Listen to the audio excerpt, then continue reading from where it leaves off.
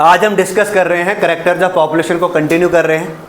आज का हमारा टॉपिक रहेगा एक तो रहेगा एज डिस्ट्रीब्यूशन, दूसरा रहेगा डिस्पर्शन। इस डिस्पर्शन को हम कहते हैं पैटर्न्स ऑफ डिस्ट्रीब्यूशन भी, ठीक है ना। तो सबसे पहले हम पढ़ते हैं एज डिस्ट्रीब्यूशन को। देखिए, अगर हम एज डिस्ट्रीब्यूशन की बात करेंगे, इससे हम स्टडी करते हैं by means of age pyramid. Age pyramid के आधार पे हम एज डिस्ट्रीब्यूशन को स्टडी कर सकते हैं, ठीक है ना। अगर हम नेचुरली ग्रोइंग पॉपुलेशन की बात करें तो नेचुरली ग्रोइंग पॉपुलेशन में जो मेंबर्स ऑफ पॉपुलेशन है उनको 3 ब्रॉड कैटेगरी में डिवाइड किया गया है, ठीक है ना। और जो ये 3 ब्रॉड कैटेगरी है, they are basically based on the phases of reproduction. These 3 broad categories are basically based on the phases of reproduction, and these 3 phases are pre-reproductive phase, reproductive phase and post-reproductive phase। और हम इनको हम एक as की form में लिखेंगे तो pre reproductive as, reproductive age and post reproductive as. अब इसका ड्यूरेशन रहता है, जैसे अगर ह्यूमन की बात करेंगे तो प्री रिप्रोडक्टिव एज जो है वो बिलो 18 रहेगा, रिप्रोडक्टिव एज जो है वो 18 to 40 रहेगा, पोस्ट रिप्रोडक्टिव एज जो है वो 40 to 70 रहेगा। लेकिन हमने एज डिस्ट्रीब्यूशन में हर एक फ्लोरा और फन्ना को लेना है और उसके आधार पे हमने निकालना है एज डिस्ट्रीब्यूशन। तो यहाँ पे ये पैरामीटर सिर्फ ह्यूमन के केस में अप्लाई होगा, इंसेक्ट के केस में ये कम होगा, बाकी चीज़ों में भी उसी पे डिपेंड रहेगा जिस किस्म का वो ऑर्गेनिज्म है। सबसे पहले अगर हम एज डिस्ट्रीब्यूशन की बात करेंगे, देखिए अब एज डिस्ट्रीब्यूशन में हर ग्रुप को कहा जाता है कोहराट। अब कोहराट क्या है? It is a group of members with similar characteristics. ये एक ऐसा ग्रुप है मेंबर्स का जिसमें सिमिलर कैरेक्टर्स होंगे, ठीक है ना। अब जो डायग्रामेटिक रिप्रेजेंटेशन है डिफरेंट एजेस की पॉपुलेशन में, उससे हम कहते हैं एज पैरामिड, उसे हम कहते हैं एज पैरामिड। अब इस एज पैरामिड को हम डायग्रामेटिकली 3 ब्रॉड कैटेगरी में डिवाइड कर सकते हैं। ये जो 3 ब्रॉड कैटेगरी है वो है एक ब्रॉड बेस्ड पैरामिड, दूसरा है bell shape pyramid and the third one is most important, that is urn shaped pyramid. Let we consider first that is broad based pyramid. देखिए, ब्रॉड बेस्ड पैरामिड में जो population होगा वो expanding population होगी। Broad based pyramid में population expanding होगी। अब अगर एक्सपेंडिंग पॉपुलेशन है तो ब्रॉड बेस्ड पैरामिड को हम बोलेंगे ग्रोइंग पैरामिड। क्या बोलेंगे? ग्रोइंग पैरामिड बोलेंगे। इससे हम एक और नाम देंगे यंग एंड ग्रोइंग पैरामिड भी हम इसको कह सकते हैं, ठीक है ना। अब देखो, ये मैंने बनाया है ब्रॉड बेस्ड पैरामिड। देखिए, ये जो ब्रॉड बेस्ड पैरामिड है, बेस इसका ब्रॉड है और टॉप इसका नैरो है, तो इसलिए इसको कहते हैं ब्रॉड बेस्ड पैरामिड। जो बेस है ब्रॉड, इसका बेस इसलिए है कि इसमें प्री रिप्रोडक्टिव एज में जो मेंबर्स हैं वो बहुत ज़्यादा हैं। प्री रिप्रोडक्टिव एज में जो नंबर ऑफ इंडिविजुअल्स हैं वो बहुत ज़्यादा हैं, रिप्रोडक्टिव एज में कम रहेंगे और पोस्ट रिप्रोडक्टिव एज में और डिक्लाइन आएगा। ऐसी पॉपुलेशन को कहते हैं एक्सपेंडिंग पॉपुलेशन। तो इस केस में minimum number of members are present in post reproductive age, whereas maximum number of members are present in pre reproductive age, ठीक है ना। And this type of pyramid is known as broad based pyramid. It is clear to all of you? Now this type of population is found in insects, yeast, paramecium, horse fly and grasshopper. Clear ages? तो ये था हमारा broad based pyramid. Now let us discuss about the second pyramid, that is bell shaped pyramid. अगर हम बात करेंगे bell shape pyramid की, तो बेल शेप पैरामिड एक स्टेबल पैरामिड है।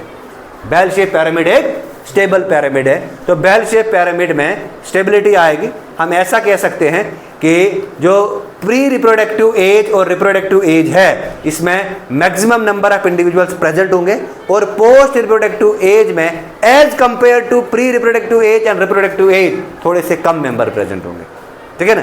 तो ऐसा किसमें देखने को मिलता है? ऐसा केस जो है वो ह्यूमन पॉपुलेशन में देखने को मिलता है। चलिए डिस्कस करते हैं। देखिए, इस बेल शेप पैरामिड को हम स्टेबल पॉपुलेशन भी कहते हैं, इसे हम स्टेबल पैरामिड भी कह सकते हैं। इसमें रिप्रोडक्टिव एज जो है वो स्टेबल रहता है, नोट करना है ये, इसमें रिप्रोडक्टिव एज जो है वो स्टेबल रहता है। यहाँ पर almost equal number of members are present in each pyramid.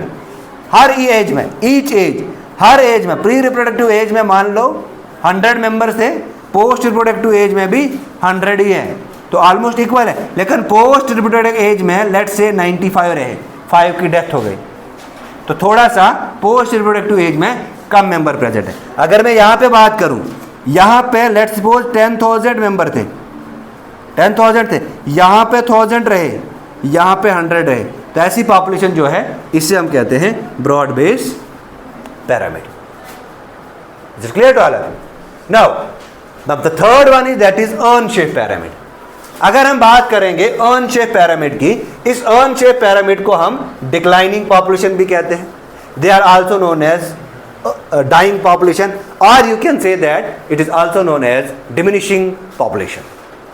ठीक है। अब इसमें क्या होता है, अगर मैं बात करूं, यहां पे मैंने ये डायग्राम बनाया है, अगर मैं इसमें बात करूं प्री रिप्रोडक्टिव एज में बहुत कम मेंबर प्रेजेंट हैं, लेकिन जब रिप्रोडक्टिव एज आता है तो इनका नंबर इंक्रीज होता है, और जब पोस्ट रिप्रोडक्टिव एज में जाते हैं इनका नंबर और थोड़ा सा कम हो जाता है। तो इसमें आप लिख सकते हो, in this minimum number are present in pre reproductive age and maximum number are present in post reproductive age. Minimum number जो हैं वो प्री रिप्रोडक्टिव एज में प्रेजेंट होते हैं, और मैक्सिमम नंबर जो हैं वो रिप्रोडक्टिव एज में प्रेजेंट होते हैं। तो ऐसा नेचर में बहुत कम देखने को मिलता है। ये आता है हमारा अर्न शेप pyramid।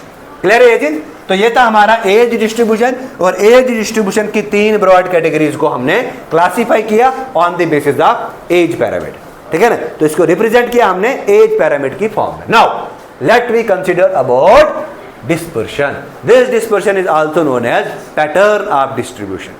एक ऑर्गेनिज्म है, वो ऑर्गेनिज्म किसी पैटर्न से डिस्ट्रीब्यूटेड है, वो किसी पैटर्न से एक जगह से दूसरी जगह डिस्पर्स होता है। अब वो किस किस तरीके से डिस्पर्स होता है, अब हमने इस चीज पे चर्चा करनी है। ठीक है ना, देखो क्या है dispersion. Dispersion it is a natural phenomenon, it is a natural phenomenon of distribution of individuals. यहाँ पे इंडिविजुअल डिस्ट्रीब्यूट होते हैं within the geographical territories और within the geographical boundaries of a population is termed as dispersion. हम इसको क्या बोलेंगे, dispersion बोलेंगे। Now this dispersion can be classified into 3 main types. First one is clumped, number second is random, and the third one is regular.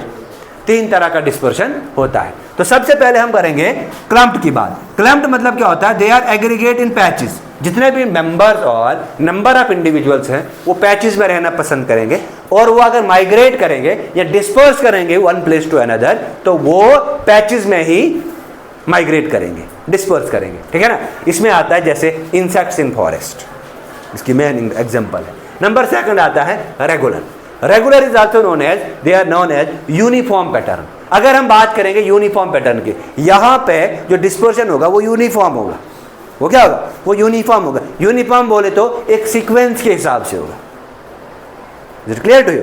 Now the third one is that is random. तो random nature में rare देखने को मिलता है, और random dispersion जो है ये नेचर में बहुत कम देखने को मिलता है। अचानक से कहीं पर डिस्पर्शन हो गया, जैसे बहुत सारे वीड्स वगैरह की इस पे एग्जांपल आएगी। क्लियर है ये चीज? तो ये था आज का टॉपिक जिसमें हमने डिस्कस किया एज डिस्ट्रीब्यूशन और डिस्पर्शन को। तो एज डिस्ट्रीब्यूशन अलग टॉपिक है, ये टॉपिक नंबर 1 था, और ये टॉपिक नंबर, होप आपको ये समझ आएगा। Thank you.